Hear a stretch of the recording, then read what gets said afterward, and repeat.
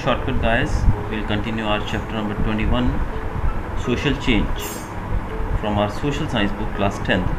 So our today's topic we are going to study is child labor and neglected child. अब हम पढ़ेंगे child labour और neglected child's के बारे में.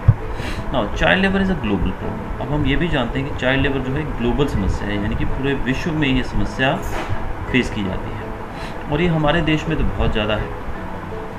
जो भी लेबरर्स जो 14 साल से कम उम्र के रहते हैं उनको हम चाइल्ड लेबरर्स कहते हैं. यानी कि 14 साल से अगर बड़ा बच्चा काम कर रहा है तो we don't call him a child labour.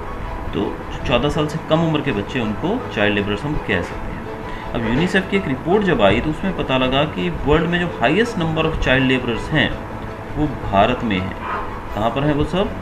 India के अंदर. यानी कि बहुत ज़्यादा चाइल्ड लेबर हमारे देश में है. In Indian economy child labour is seen in abundance in all the sectors. अब चाइल्ड लेबर की बात करें तो हमारे देश के अंदर चाइल्ड लेबर हर एक सेक्टर में देखने को मिलती है. जैसे कि आप जानते हैं होटल्स के अंदर, फैक्ट्रीज़ के अंदर, कंस्ट्रक्शन फील्ड में, इवन हजार्डस जॉब्स जैसे हैं जैसे क्रैकर फैक्ट्रीज वगैरह होगी, इनमें भी इन बच्चों को बहुत ज़्यादा यूज़ किया जाता है. इसके अलावा एग्रीकल्चर सेक्टर में, माइनिंग के अंदर, एनिमल हस्बेंड्री, फिशरी, मतलब जो भी फील्ड है हमारे यहाँ पर ज़्यादातर हर एक फील्ड के अंदर हमें चाइल्ड लेबर्स को देखने का मौका मिलता है. क्योंकि आप जानते हैं कि खतरनाक काम जैसे रहते हैं उनमें भी इन लोगों को धकेल दिया जाता है. यानी कि बच्चे होते हैं और ये किसी भी काम को करने के लिए रेडी हो जाते हैं और काफ़ी कम दाम पे ये लोग करते हैं. वो हम आगे पढ़ते हैं कि ये लोग क्यों करते हैं ऐसा. अब इसके अलावा टी स्टॉल्स पे आपने देखा होगा, जब भी हम जाते हैं हमने देखा है लोगों को चिल्लाते हैं, ये छोटू 2 कप चाय लाओ. होटल्स के अंदर हम देखते हैं छोटू टेबल साफ़ करो, ढाबों पे. तो इस तरह मतलब जगह जगह पर हमने देखा है कि बच्चे जो हैं गैरेज के अंदर हो गया, इवन पुलिंग कार्ड्स या न्यूज़पेपर बांटते हुए, प्लास्टिक या कचरा उठाते हुए हमें, या फिर इवन बैगिंग, सड़कों को साफ़ करते और वहाँ पे भीख मांगते भी दिखाई देते हैं. अब ये तो थे चाइल्ड लेबरिंग की जगह कि कहाँ कहाँ वो लेबरिंग करते हैं, लेकिन इसके कारण क्या है. अब सबसे इम्पॉर्टेंट चीज़ है रीजंस की. इन सब का कारण क्या है कि इनको ये काम करना पड़ता है. तो सबसे पहले हम देखते हैं कि कंडीशन ये क्यों ये ऐसा करते हैं. इसके लिए कुछ फैक्टर्स रिस्पॉन्सिबल हैं, जैसे कि गरीबी. अब ऑब्वियस है कि गरीब आदमी है जो उसको पैसा चाहिए सर्वाइव करने के लिए. तो पैसा कैसे कमाया जाएगा? काम करके. तो जो गरीब लोग हैं वो अपनी पॉवर्टी के कारण पैसा, अपनी इनकम बढ़ाने के लिए बच्चों को भी काम पे लगा देते हैं. फिर इलिटरेसी, लोग पढ़े लिखे नहीं हैं तो पढ़ाई का महत्व नहीं जानते हैं. पेरेंट्स अगर पढ़े लिखे हो तो वो जाने कि हमारे बच्चों का पढ़ना हमारे लिए कितना ज़रूरी है, लेकिन वो नहीं जानते हैं. इसके अलावा बिग फैमिलीज, बड़ी फैमिलीज़ में क्या होता है कि कमाने वाला एक आदमी है और खाने वाले 10 लोग हैं. तो ऐसे में अगर 1 से 2 कमाने वाले हो जाएं तो इनकम का सोर्स बढ़ जाएगा. तो ज़्यादातर लोग बड़ी फैमिलीज़ में ज़्यादा बच्चों को कमाने के लिए भेज देते हैं. फिर फैमिली रिक्वायरमेंट्स, यानी कि हमारी ज़रूरतें बढ़ती जाएंगी तो कमाना ज़्यादा पड़ेगा. फिर अनएम्प्लॉयमेंट अमंग अडल्ट्स, यानी कि जो बड़े लोग हैं उनके लिए अनएम्प्लॉयमेंट एक समस्या. यानी कि बड़े लोग अगर काम पे, घर के बड़े जो हैं बुजुर्ग हैं उनको काम नहीं मिलेगा. यानी कि बड़े लोग जो एडल्ट्स हैं उनको काम नहीं मिलेगा तो ऑब्वियसली बच्चों को काम करने जाना पड़ेगा अपनी फैमिली इनकम को इंक्रीज़ करने के लिए. अब for livelihood those children are forced to do labour. अब जीवन यापन करने के लिए, यानी कि अपने जीने के लिए एटलीस्ट उनको फिर फोर्स करना पड़ता है लेबरिंग के लिए. और who had escape to cities from home are in search of shelter. जो बच्चे शहरों में चले जाते हैं काम की तलाश में, और इवन हम बात कर सकते हैं ऑर्फन्स की, जिनके माता पिता नहीं होते हैं, ऐसे बच्चे जिनके आगे पीछे कोई नहीं होता है, जो बेचारे बेघर होते हैं, वो बच्चे, उनको जो रिलेटिव्स रहते हैं, ज़्यादातर हमने ऐसे मूवीज़ में भी देखा है बहुत बार, या फिर ऐसे सीरियल्स में देखते हैं कि रिलेटिव्स जो हैं वो बच्चों को अपने पास बुला लेते हैं और वो कहते हैं कि हम इनको पढ़ाएंगे लिखाएंगे, लेकिन बदले में वो क्या करवाते हैं, ना वो पढ़ने के लिए भेजते हैं ना कुछ और काम करने भेजते हैं, वो बस उनसे अपने घर का काम करवाते हैं. जैसे कि बहुत सारे सीरियल्स में हमने देखा है, साउदर्न इंडिया जैसा आता है कि बहुत सारे बच्चों को देखते हैं कि वहाँ पे जो रिलेटिव्स जो हैं वो गांव से ले आते हैं पढ़ाने के बहाने से और यहाँ पर आके उनसे काम करवाते हैं, और बदले में उनको देते क्या हैं, सिर्फ खाना देते हैं. इससे ज़्यादा वो कुछ भी उनको नहीं देते हैं. अब हम देखते हैं reason for more demand of child labour. Child labour की डिमांड बहुत ज़्यादा बढ़ती जा रही है. इसका क्या रीज़न है? इसके लिए सबसे पहले हम देखते हैं चाइल्ड लेबर जो है they are cheapest factor of production. यानी कि चाइल्ड लेबर, बच्चे काफ़ी सस्ते में काम करने लग जाते हैं. यानी कि आपको पैसा कम खर्चना है और काम ज़्यादा लेना है तो बच्चे इसके लिए सबसे ईजी शिकार है. बच्चे आसानी से ये कर सकते हैं, यानी कि उनको कम पैसा दोगे आप तो भी वो काम करने को तैयार खो जाएंगे और अडल्ट से भी ज़्यादा काम कर सकते हैं। यानी कि एक अडल्ट आदमी, उसको तो आप बोलोगे एक्स्ट्रा काम करने के लिए तो मना बोल देगा तुरंत कि भाई मेरा टाइम हो गया, मैं नहीं करूँगा आगे। लेकिन बच्चों को आप उस तरीके से काम करवा सकते हैं और उनको पैसा भी कम देना पड़ेगा। बच्चों को कम पैसे में आप ज़्यादा काम करवा सकते हो, तो वो चीप है, काफ़ी चीपेस्ट फैक्टर है ये कि आप आसानी से सस्ते में उनसे काम करवा सकते हो। दूसरा यहाँ पर बताया दे आर अनऑर्गेनाइज्ड। अनऑर्गेनाइज्ड मतलब उनकी कोई ऑर्गेनाइजेशन नहीं है। जैसे आप जानते हैं यूनियंस के बारे में, ये हमारी मूवीज़ में आम हमें देखने को मिलता है। मज़दूरों की यूनियन होती है, उनका एक लीडर होता है। अगर कोई मज़दूर अगर उसके साथ कुछ बुरा व्यवहार किया जाए तो पूरी यूनियन जो है वो हड़ताल पे चली जाती है, वो पूरी स्ट्राइक पे चली। लेकिन बच्चों की कोई ऐसी यूनियन नहीं है, इस कारण से उनका एक्सप्लॉयटेशन ज़्यादा होता है और वो कहीं भी आवाज़ नहीं उठा पाते। They are not able to raise their voice, वो अपनी आवाज़ उठा नहीं पाते क्योंकि उनकी सपोर्ट में कोई होता ही नहीं। आगे हार्ड और हजार्डस कंडीशन जो है, ऐसे काम जो कि बहुत ही खतरनाक हैं, जैसे कि पटाखा फैक्ट्रियों में काम करते हुए बच्चे हमें दिख जाते हैं। इस तरह की न्यूज़ अक्सर हमें दिवाली के आजू बाजू में सुनने को मिलती है, जब फैक्ट्रियों में पटाखे बनाने का काम ज़ोर शोर से चल रहा होता है कि हम सुनते हैं कि एक पटाखा फैक्ट्री में धमाका हुआ जहाँ पर 4 बच्चे जो थे वो मारे गए। तो वो कम पैसा देकर भी उनको आप कोई भी काम उनसे करवा सकते हो। यानी कि उनको नहीं पता है कि ये काम कितना खतरनाक है, बट वो उसको करने के लिए तैयार हो जाएंगे और इवन वो काम भी ज़्यादा घंटों के लिए करेंगे। अगर 8 घंटे का काम करना है और उससे आप 10 घंटे का काम लोगे तो भी वो थोड़ा बहुत कर लेंगे डरा धमका कर। इनको डरा धमका के आप ज़्यादा काम भी ले सकते हो। इसके अलावा चाइल्ड लेबर जो है वो हमारे देश में काफ़ी आसानी से मिल जाती है, यानी कि इजीली अवेलेबल, नंबर जो है उनका काफ़ी आसानी से मिल जाता है due to lack of educational facilities in the rural area. अब इसके लिए एक और इम्पॉर्टेंट फैक्टर है कि एजुकेशन फैसिलिटीज़ नहीं है रूरल एरियाज़ के अंदर। चिल्ड्रन जो हैं, बच्चे जो हैं, उनको काम पे भेजा जाता है फैमिली की रिक्वायरमेंट पूरी करने के लिए, और जब उनकी पढ़ने की एज होती है, जब उनकी एज होती है स्कूलिंग की, उस समय उनको क्या करना पड़ता है, उनको काम करना पड़ता है। यानी कि वो एक अर्निंग हैंड की तरह काम करते हैं, एक कमाने वाले हाथ की तरह काम करते हैं अपने परिवार के लिए। तो ये कुछ रीज़न है जिस कारण से उनको काम करना पड़ता है। इस तरीके से बच्चे जो हैं, ऐसे चिल्ड्रन हैं, वो खेल कूद, एंटरटेनमेंट, यानी कि जो चीज़ें आप अपने जीवन में करते हो या हमने जो अपने बचपन में जो कुछ किया है, वो सब चीज़ों से बच्चे वंचित रह जाते हैं। ना इनको पेरेंटल केयर मिलती है, ना एजुकेशन मिल पाती है। तो ये लोग जो हैं, ये भटके हुए बच्चे जो हैं हमारे, यही एक तरह से क्राइम भी करने लगते हैं आने वाले समय में, और ये क्रिमिनल्स बन जाते हैं। तो अगर इनको हम प्रॉपरली हैंडल करें तो मेरे ख्याल से ये समस्याएं हमारे सामने उत्पन्न नहीं होंगी।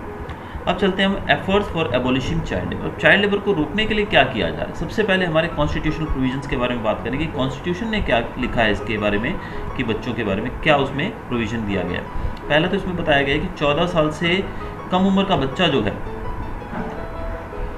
वो फैक्ट्री में या फिर किसी भी इस तरह की जो हार्ड वर्क है, हजार्डस वर्क है, खतरनाक काम, उसमें उसको काम नहीं दिया जा सकता है। किसी भी जॉब पे उसको नहीं रखा जाता है। किसको? जो बच्चा 14 साल है उससे कम उम्र का है। अगर कोई इसको तोड़ता है, यानी कि इस लॉ को तोड़ता है, तो उस एम्प्लॉयर के खिलाफ एक्शन हो सकता है।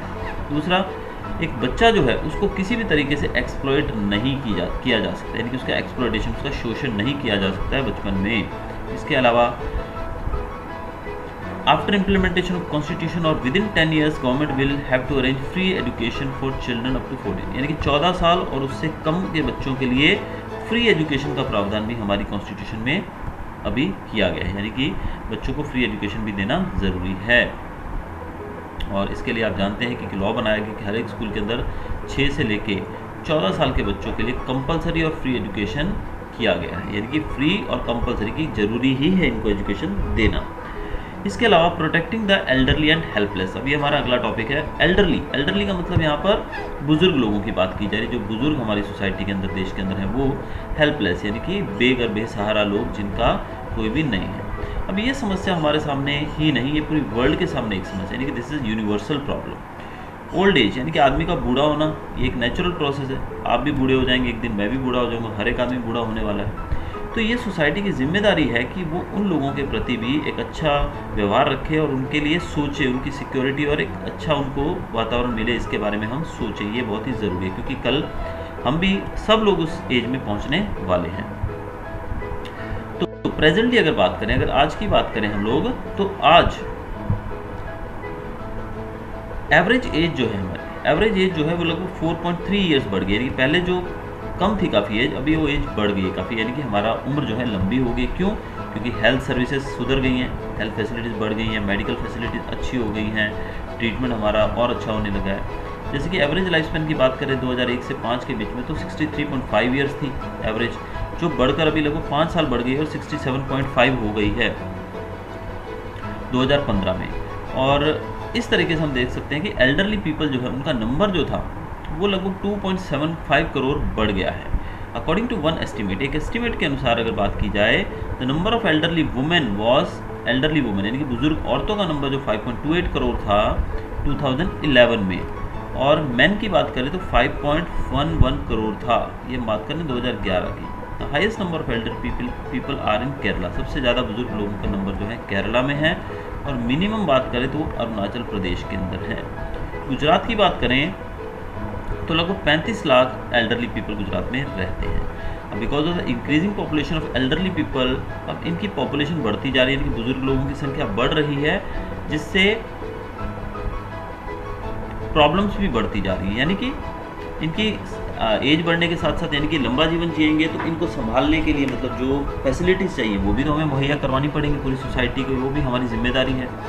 Now due to the influence of western culture, लेकिन हमारे यहाँ पर वेस्टर्न कल्चर का बहुत प्रभाव है, यानी कि विदेशों में जो विदेशी कल्चर है, जो यानी कि हम अंग्रेजी कल्चर की बात करें तो उसमें हमने देखा है कि न्यूक्लियर फैमिली जो है उसमें लोग रहना पसंद करते। पहले हमारी जो जॉइंट फैमिलीज थी, बड़े बड़े परिवार होते थे, अगर 4 भाई हैं और उनके आगे 4 बच्चे हैं तो सब लोग एक साथ रहे, यानी बड़ी बड़ी फैमिलीज होती है। लेकिन अभी न्यूक्लियर फैमिली लोग पसंद करते हैं, यानी कि अकेले अकेले रहना पसंद करते हैं।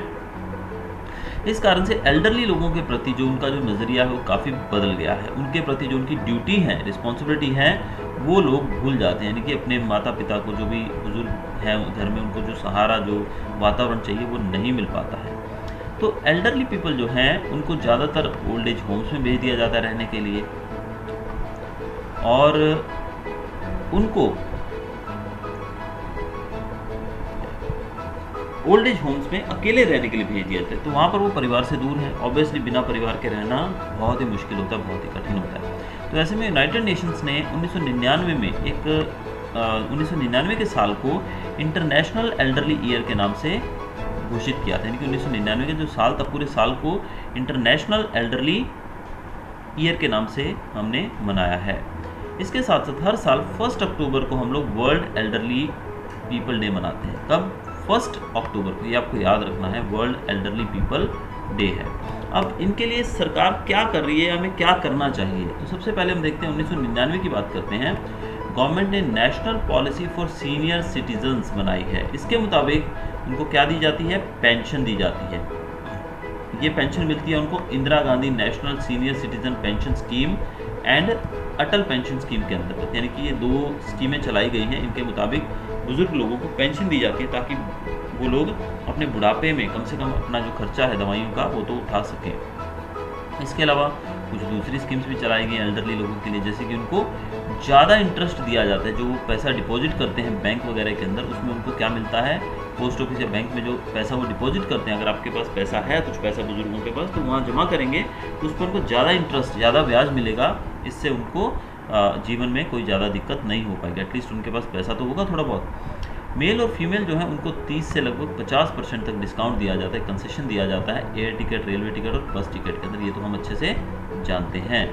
स्टेट गवर्नमेंट ने ओल्ड एज होम्स भी बनाए। क्या बनाए हैं स्टेट गवर्नमेंट ने? ओल्ड एज होम्स बनाए हैं जहाँ पर अच्छी फैसिलिटीज़ हैं। क्या है वहाँ पर? अच्छी फैसिलिटीज़ हैं, और वहाँ पर उनको शांति से रखा जाता है, यानी कि वहाँ पर वो लोग बड़े पीसफुली रहते हैं, और उनके जीवन में वहाँ पर योगा, म्यूज़िक, गेम्स और मेंटल एक्टिविटीज़ भी शामिल की जाती हैं ताकि वो लोग एक्टिव रहें और वो अकेलेपन से पीड़ित ना हो।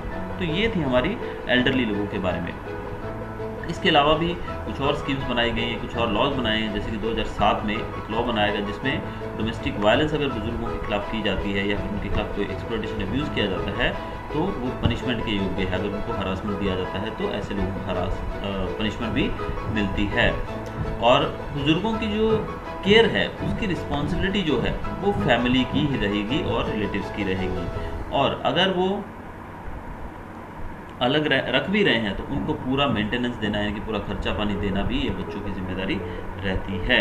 तो ये है एल्डरली लोगों के बारे में कि एल्डरली लोग जो हैं, एल्डरली पीपल हैं, उनको किस प्रकार से सरकार मदद कर रही है।